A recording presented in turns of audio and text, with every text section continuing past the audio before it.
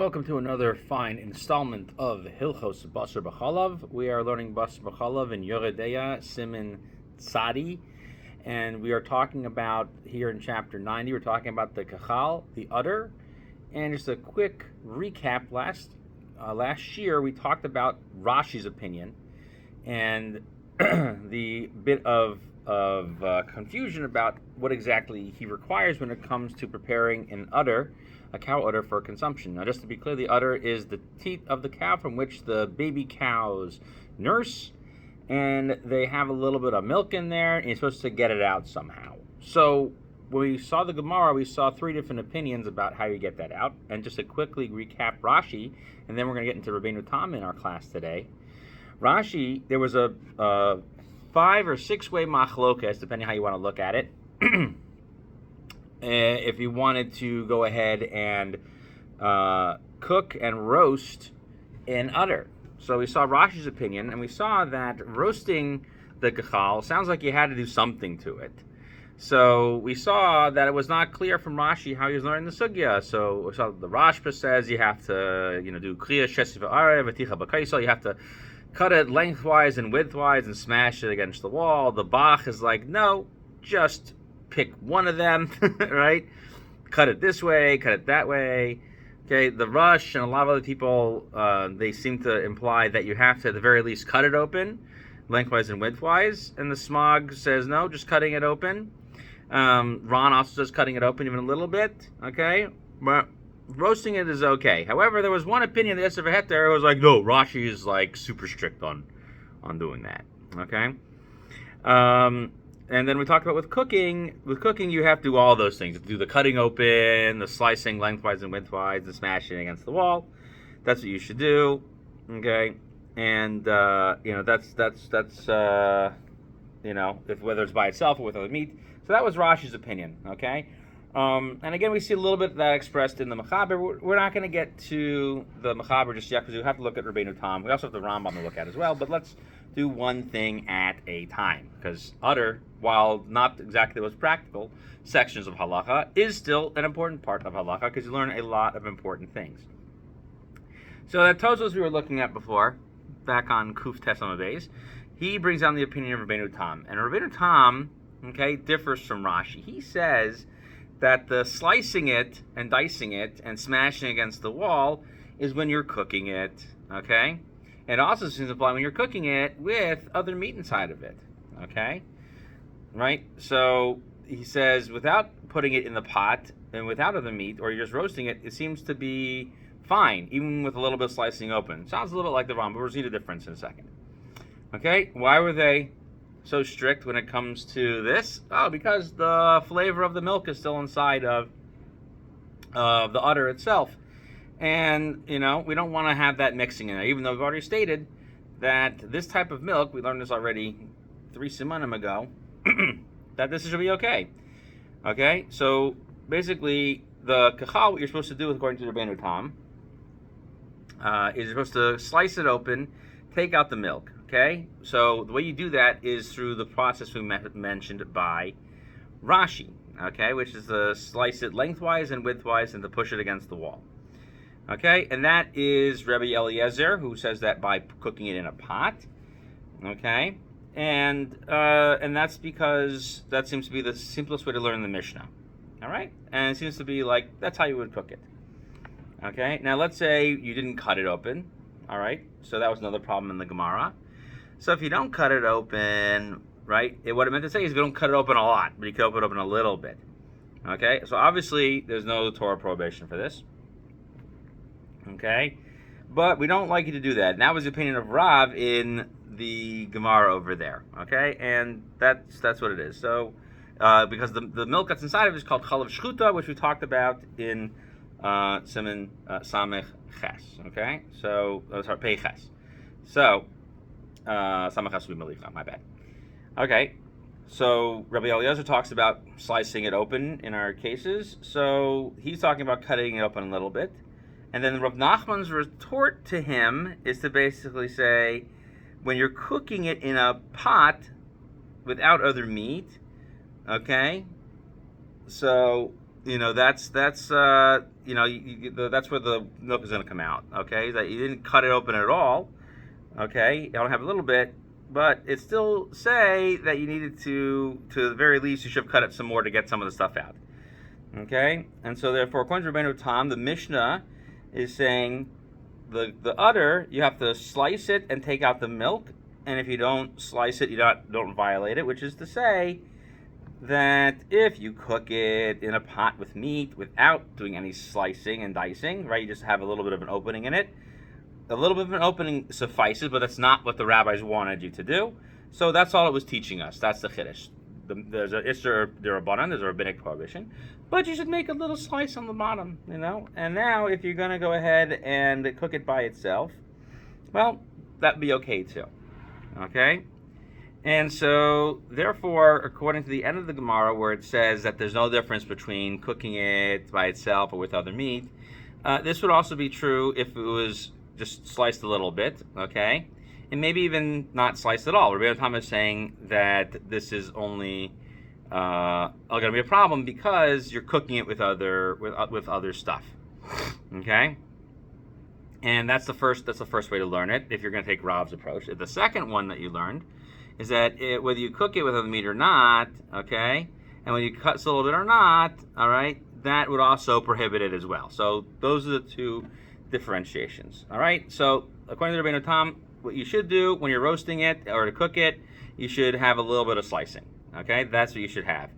If you roast it or you cook it by itself without any slicing, fine, you can still eat it. If you went ahead and cooked it with other meat, you need to actually slice it and dice it lengthwise and widthwise and smash it against the wall. Then it's fine. If you did only a little bit of slicing but didn't do all the dicing and smushing, that's what the Mishnah talk about b'diavad is fine. Okay, so we see a lot of differentiation between him and Rashi. And then after the fact, if you didn't slice it open at all, okay, and you put it in by itself, it's going to be prohibited, and that's without shishim. We'll get more into that in a second.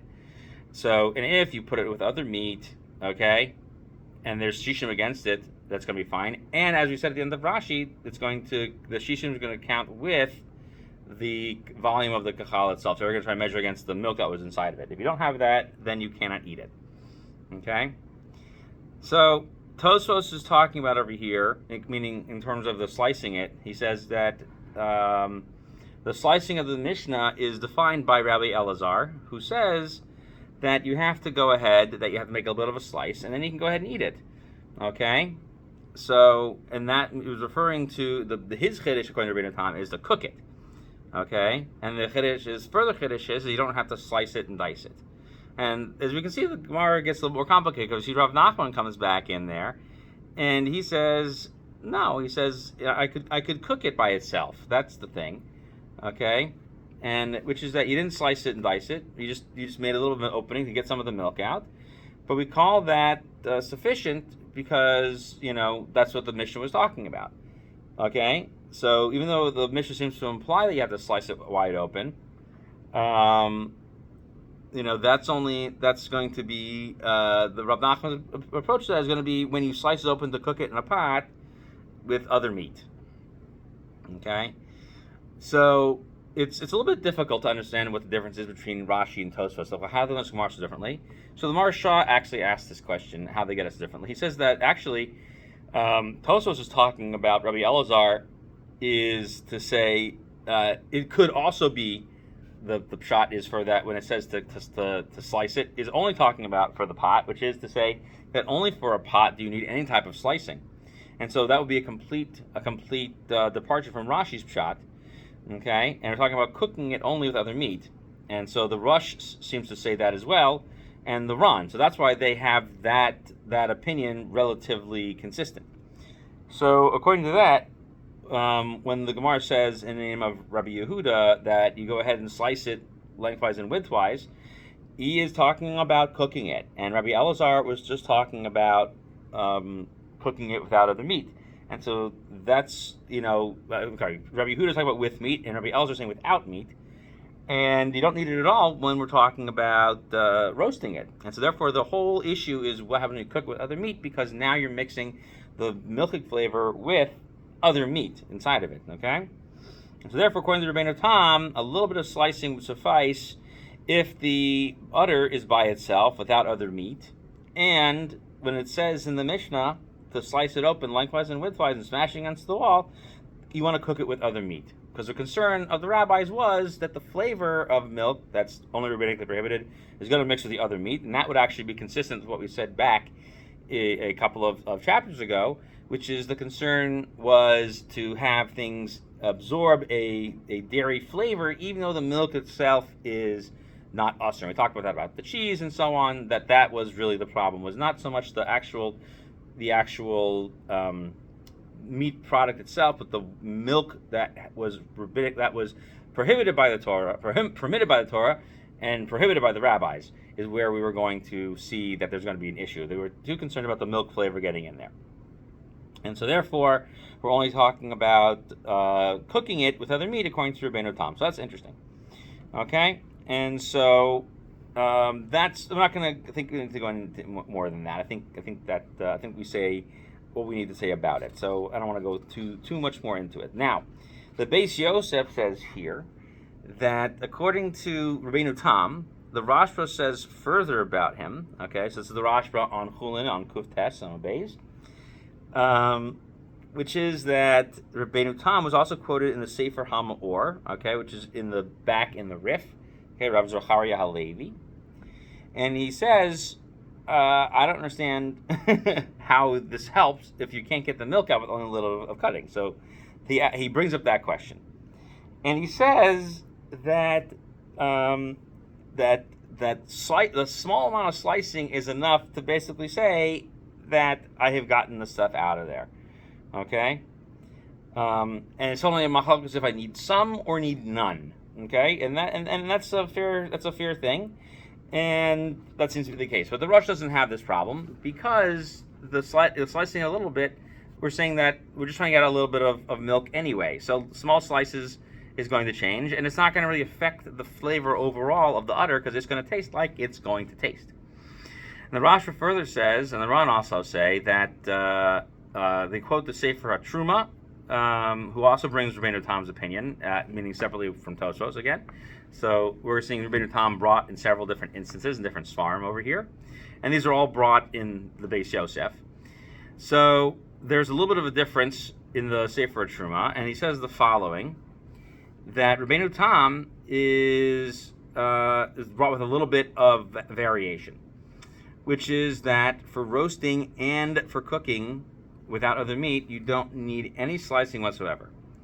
And according to Rabbeinu Tam, so it says that Rav Nachman's case of being lenient is to basically say you don't need slicing at all, and is not disagreeing with the first approach of Rav, where say cooking with other meat would be prohibited. And that is also brought in the Shalta Giburim and the Ashiri, that Rabbeinu Tam is even saying to cook it by itself would be permitted without any type of slicing at all. Okay, and that would actually answer the original question of the Rashba. It's also brought in the Or Zarua that Rabbeinu Tam doesn't need any kriya. So unlike what our our Girsa and our Tosfos on the page. Okay? And so therefore Rabbeinu Tam was never talking about roasting and was only talking about cooking. And the Mishnah was talking about cooking. So roasting would be the most lenient opinion of all. Okay, so according to the Rashba, Rabbeinu Tam is taking the approach of Rav Nachman, and according to our Tosfos, Rabbeinu Tam is holding like Rabbi Elazar. Okay, and if you want to say that there's a difference of opinion between those two guys, well, maybe he's saying you do need it, or you don't only need a little bit of it, but they're arguing about cooking it. Okay, so that's what it seems to be, taking a more lenient approach to the Mishnah. The Smak we saw in the Beis Yosef Ari was taking a stricter opinion.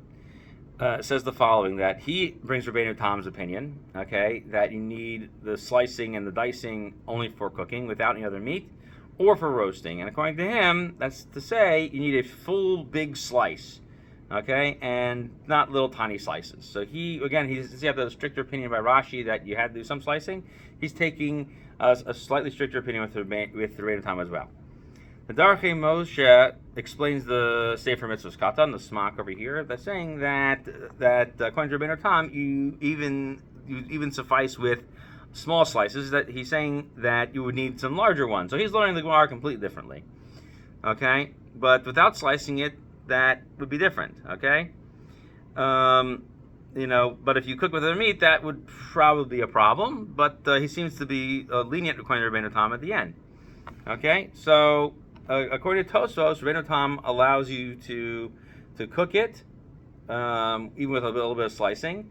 The Sefer Truma and the other poskim, around all those other people who bring him, like the Rashba and so on, he would allow it without any slicing at all. And the Smak is a little bit more strict. He's saying that you do a little bit of slicing and dicing, but it has to be big. Okay? All right, so that's them. And so therefore, after the fact, without slicing it, and you cook it, and roasting it, it would be fine. And every single one of these opinions agrees that with any little bit of slicing and dicing, it's going to be permitted after the fact, even without having shishim. Okay? So even if you're cooking with other meat. And then everyone would agree that if you didn't do any slicing or dicing, whatever, if you don't have shishim with the other meat, then you would have to have shishim with it, the chal, and the other meat with it. Okay? And according to everybody, you're supposed to actually slice it when cooking it. Okay? So, here's where Rabbeinu Tam and Rashi basically all agree. So, for when it comes to roasting it, Rashi, okay, and Rabbeinu Tam, they're going to say that you need a little bit of slicing, all right? And that's according to some way people learn that. So, that's how Rabbeinu Tam is quoted in our Tosfos, and Rashi quoted by the Ran. If you're roasting it and you did no slicing, both of them permit, okay? The exception was that the one thing we mentioned, that according to the Isser V'Heter, he says that Rashi would prohibit it. If you cook it, okay, according to Rashi and Rabbeinu Tam, they permit it, and you're going to add the kachal to 60 times. Okay, you have shishim against the milk that's cooked in it. If you're cooking it and you throw the meat in there, everyone agrees you have to do the slicing and dicing and smashing against the wall. If you're cooking in a pot with the meat and you forgot to slice it and you forgot to dice it, and there's not shishim against the milk, both of them say it's prohibited and it's a rabbinic prohibition. If you cook it in a pot with the meat without any slicing and there's shishim, so both of them say it's permitted, okay? And you can measure the kachal against the milk that you find in the thing. So where do they disagree? So when it comes to actually roasting it, that we said at the beginning of our class that the Rashba would require you to do some slicing and dicing for Rashi and smashing against the wall. But as we saw Rabbeinu Tam saying, he just says you need a little bit of slicing. If you're cooking it in a pot, Rashi would say you need to slice it and dice it, okay, and smash it against the wall. And Rabbeinu Tam, no, you don't need to do that, okay? So for cooking it in a pot by itself, and you did no slicing, so for Rashi, that would be a problem. And Rabbeinu Tam, that would be okay. If you cook it in a pot with a little bit of slicing and dicing, Rashi still says it's a problem, and Rabbeinu Tam would still say that's okay. Okay, when you cook it with other meat and you do a little bit of slicing, Rashi is still prohibiting it. So you see, the small slicing doesn't help really for Rashi's opinion at all. That's the big thing. Okay, and there's more to go into on that, but I think that suffices with it. All right, let's go over here let's go look at the Rambam's opinion over here about the chal, because Rashi's opinion was super long and involved, and Rabbeinu Tam is a little bit simpler since we already talked about the sugya. So now let's go back to this question: is the sugya talking about roasting the udder, or we're talking about cooking the udder? Okay, so the Rif and the Rambam are going to be the same sheet over here. So the Rif says that in quoting the Gemara, that if you needed to slice it open, we're talking about for cooking in the pot. Okay, and the Drisha actually points out that according to the Rif, it doesn't matter whether you do a little bit of slicing or you don't slice it at all. You can't do that, and if you did it, it's mutter b'diavad. Okay, so he takes a little bit of a different approach. All right, so he seems to say that we're going to paskin like Rabbi Yehuda and Rabbi Elazar, whom he brings over there, and he says that you're going to need the slicing and dicing. Okay, and the halacha therefore is that you have to slice it and dice it. And those are his words. So that's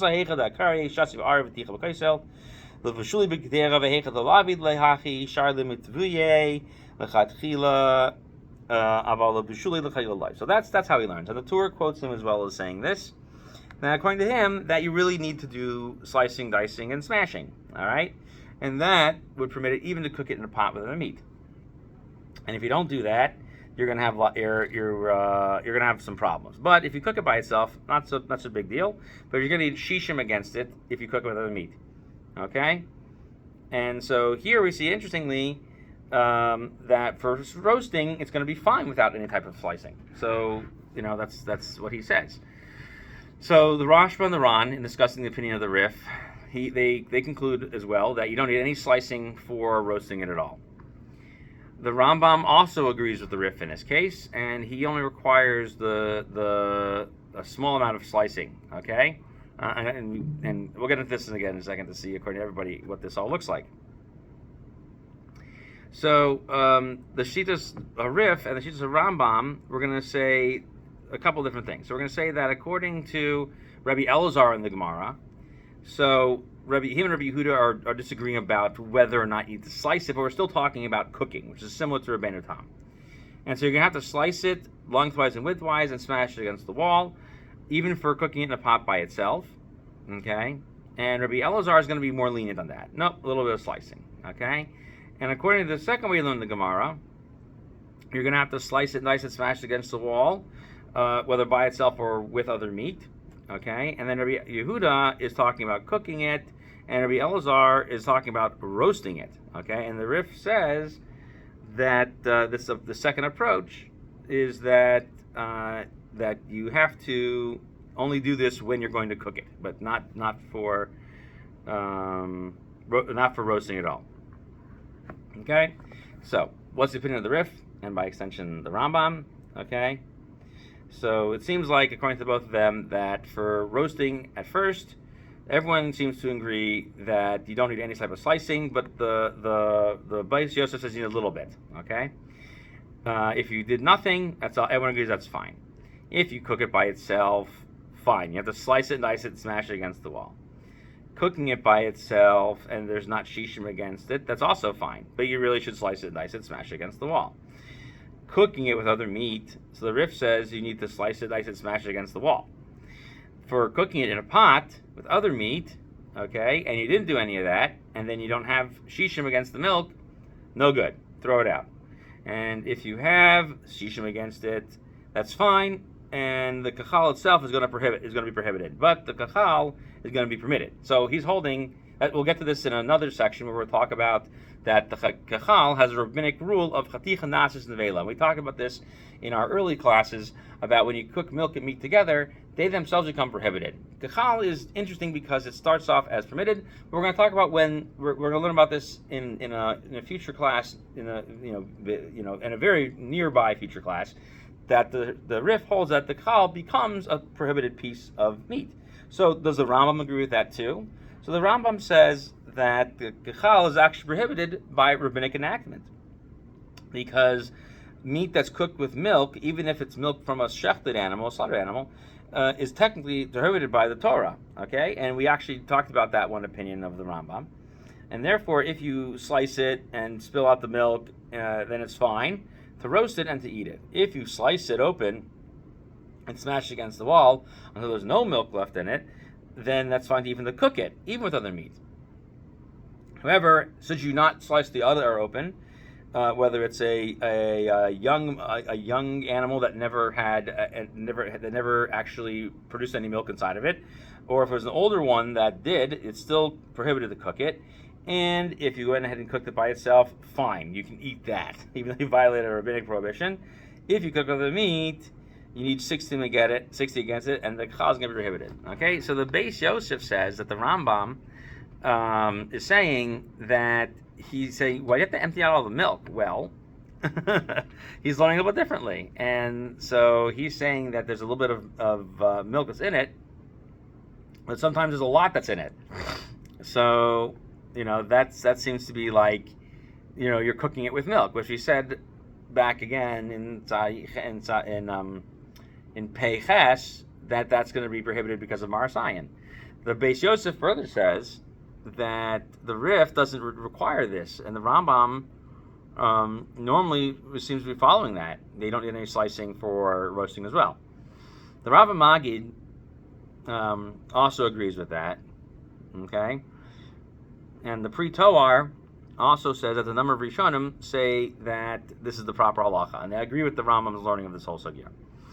So the Rif and the Rambam agree for the most part. Just that the Rif says that you don't need any slicing for roasting, and the Rambam says you need a little bit of slicing. Okay, but the Beis Yosef says that the Rif maybe also requires that too.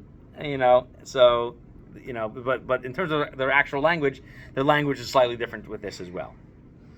Okay, the Ran basically says that you would have to learn the Mishnah a little bit differently according to the Rambam, because the requirement for slicing and dicing and smashing against the wall, again, was only when you were putting it in the pot. So maybe he read Rabbi Elazar a little bit differently, okay? Because we say, you don't need to smash against the wall when we're talking about cooking, and so therefore that Rabbi Elazar was talking about roasting it. So unlike Rabbeinu Tam and Rashi, who thought Rabbi Elazar was talking about cooking, the Rambam may have learned the Gemara that he was talking about roasting. Again, not clear, but a definite possibility. Okay, so according to the Rambam, for roasting it, you have to do a little bit of slicing and pouring out any milk you find in there. He's the only one who mentions pouring out milk. Roasting it without any slicing is still going to be permitted, but the Rambam is going to be mad at you. Okay, so pretty much everybody's going to be mad. Pretty much everybody except for Rabbeinu Tam will be mad at you. That's, I guess, is one way to look at it. But that's why we'll see the Mechaber in our next class. If you're cooking it, then you can cook it as long as you do all the slicing, dicing, and smashing against the wall. So lengthwise and widthwise, and the smashing. If you don't have shishim against the milk in there, that's fine. So if you're cooking it with other milk, if you're cooking the udder with other meat and the milk's still inside of it, that's a problem. Okay, but if you need to really slice it open, according to the Rambam. And so if you're cooking the meat, the meat with this udder, and you forgot to slice it, and you don't have shishim, that's prohibited. Okay, and if you're cooking it with other meat without slicing it and dicing it, and you have shishim, everything else is permitted except for the chal. So this is like the rif. Okay, and the chal counts towards the permitted amount of volume. And if you cook it in a pot with the meat and there's not shishim, then everything is prohibited. Okay, so those are all of our major opinions of these poskim. So the Rambam mentions that there should be a difference between a cow that actually was nursing, a cow that was not nursing. So does anybody else point that out? Well, I mean, it seems to be that that was actually mentioned slightly in the Gemara. So the Gemara on Kuf Yud Amud Aleph, that Rabbi Elazar bumps into Ziri, and he says to him, is there anybody who teaches this Mishnah like Rav? So remember, Rav is one who says that you would prohibit it for when you cook it in a pot. Okay? So he says, no. He says, I don't talk about it. So he says, I don't understand. So, why was Rav brought up at all in that original discussion? And he says that if there's a quarter of meat with the milk, then you want to cook it, then we say that should be a problem. So then Ziri says back to him, no, we didn't learn that by Basar B'chalav it should be prohibited. Okay, and so Rav was saying it is that it should be prohibited. Okay, and then Rav Kahana taught something similar, and then Rav Yossi Bar Abba also taught that same thing, that Gechal is only a problem when it was from a nursing cow. Okay, and so this thing over here, there seems to be a mention of it or not. So Rashi says that some people who stayed away from eating it was because there was some milk inside of it, and they didn't even eat it when it was sliced a little bit. And Tosfos also points out that there were people who didn't eat it, and it sounds like the Mishnah might have actually been talking about a cow that had actually used its udders, meaning like very often cows are go to slaughter when they're only within about 3 months and they haven't given birth yet. And it's only older cows that would have this problem. So most of these rabbis are saying this Mishnah by udder is only a problem by a cow that did that. That most poskim seem to say that there really isn't a difference, and that this was that was just something that they were saying. That really, according to Tosfos over here, he's saying that slicing it open, you have to do the same thing, lengthwise, widthwise, and smashing against the wall. There is one opinion of Rabbi Shimshon ben Avraham. Okay, he's also known as Rashba in Tosfos. So he's a different dude than Rabbi Shlomo ben Aderet, who lived a couple centuries later. So that he brings this thing down, that he says that the udder of a cow that has never nursed another baby, is permitted, and without any slicing at all. And the Agur who brings this opinion says that he doesn't understand why. So the Agur seems to imply that actually this is the stringency, okay? And this is also brought down another Sephardi posek, the Rokeach. But the Rambam was saying that the prohibition is by a one that has never given birth and has never nursed. There's still a little bit of milk inside of it, but it's like it's inside of it, almost like blood is encased inside of it. Okay, and that's what he seems to be saying. These other opinions that we just mentioned, that this doesn't seem to be a problem. So it is actually mentioned by them.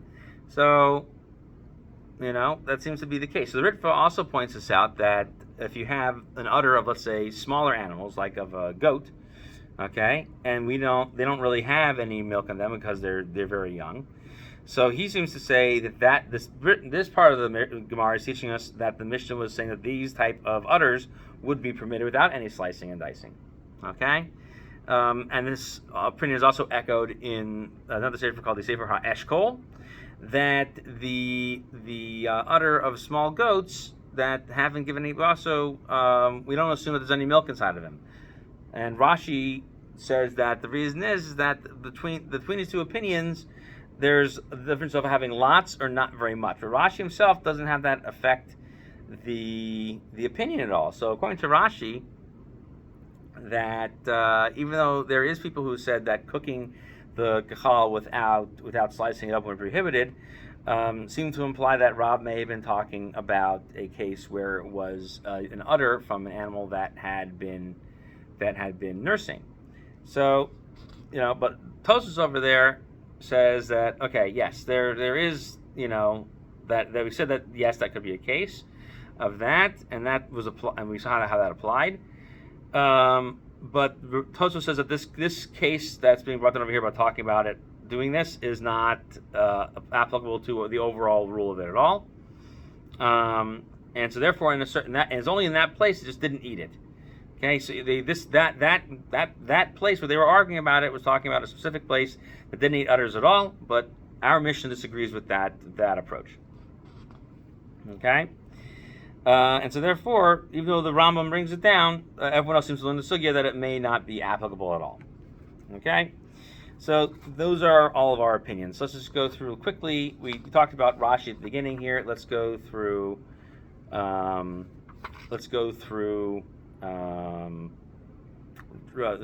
and the Rambam real quick again. Well, we did cover a lot of it. We'll go through it real quick. So basically, according to pretty much everybody, you have to do. According to Rabbeinu Tam, you don't have to do anything, or you have to do a little bit. Okay, so for roasting it, and when you're cooking it, you should really slice it and dice it open. Okay, and even if you're going to cook it with other meat, so. That seems to be the main thing, and everyone agrees that you have to slice it open. So but the Rabbeinu Tam is by far the most lenient, where you only need slicing, dicing, and smashing as well when cooking with other meat. Okay, whereas the Rambam and the Rif, so roasting it, we saw that there's a bit of a dispute between the Rambam and the Rif, and they maybe have to empty out some of it according to the Rambam. Okay. And if you're going to go ahead and cook it, so if it's by itself and you don't have shishim, that's fine. We really should slice it open and smash it against the wall. And so that way you prepare it to cook it with other meat. The difference is that if there's not shishim, when you cook it with other meat, you're going to be having a problem. Okay? So that is that explanation. So to wrap it up, so how does the Mechaber paskin? So the Mechaber paskins the following way. The Mechaber says the Kachal, okay, this is Sadi Sif Aleph, he says that it's prohibited by rabbinic enactment, okay? So you're not allowed to have that cooked with milk, even if it is inside of it, because that really technically is prohibited, okay? However, if you slice it open and pour it out, then it's okay to roast it and eat it. If you slice it open lengthwise and widthwise and smash it against the wall until there's no milk left inside of it, you can cook it even with other meat.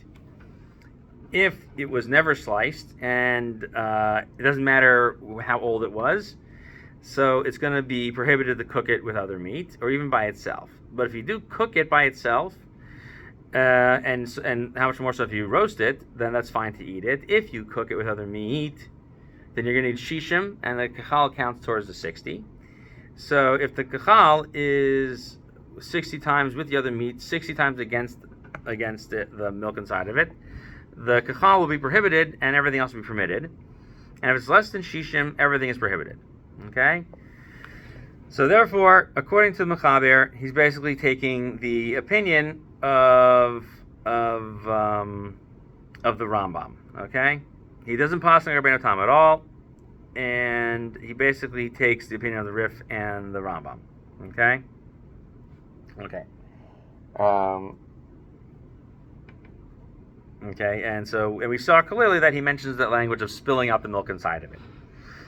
How does the Ramah paskin? So the Ramah says this at the end of Sif Beis. He says, if you went and cooked it, meaning you cook it in a pot with other meat, if you sliced it and diced it and smashed it against the wall, you can permit it b'diavad. So that, as we said, was the opinion of the Sefer HaTruma.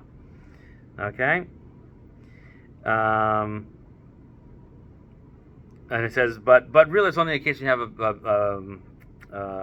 what's it called? A big loss, a Hesed Meruba case, but you shouldn't cook it with other meat at all. And if you roast it, then we slice and dice it and cut it open. All right? And that's Sefer HaAruch. The Rambam basically is taking all the tricky opinions. If you went and roasted it and you didn't do any slicing it, that will be permitted. Okay? And if you went ahead and cooked it by itself, then as long as it was sliced open, you could eat it. So according to the Ramah, so if you don't slice it open and smash it against the wall, you can't even eat it. So that psak is like Rashi according to the most strict opinion. So Prima Gadol basically is according to the Ramah, if you cook it by itself without slicing it and dicing it, even if there's not shishim against it, that would prohibit it. But the kachal itself would be permitted. Okay, so he wouldn't take the most strict opinion.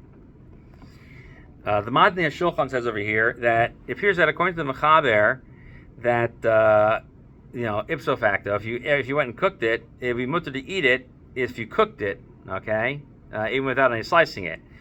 And in the case of great need, you could also be lenient to cook it by itself without other meat. Okay, and that would be permitted to go ahead and sell to non-Jews. Okay, and also permitted to benefit from it. And according to the Ramah, if there's reason to permit this as well. Okay, as long as there's a big loss involved. Okay, and that's that's because it's basically saying it's like cooking bishur basar b'chalav, and that is how the Shach learns it, the Aruch HaShulchan, the Pri Toar, that by slicing it a little bit and dicing it, then you could go ahead and cook it, even with other meat. And in the case of a great loss, then we'd even allow you to cook it. Okay, so Mechaber and the Ramah basically passing like Tosfos that there's no difference between if it ever nursed or not. And the Shach says that with the kachal, there's no difference whether or not that's the case. That's just how we paskin. So we see over here that we're very, very strict with the kachal, and that's how we paskin with it. But we're going to come back and we're going to come back to these opinions over here because we mentioned chaticha nasus nevela, and it's important because to know this ikar din for when we go forward. Because this is like our first example of meat that's going to have this problem. We have milk and meat touching each other. And so we're going to say that this potentially could be prohibited. So that'll be it for our next class. Thank you for joining us for this class. We're not done wrapping up Kachal, but we will be wrapping it up shortly. Thank you again for joining.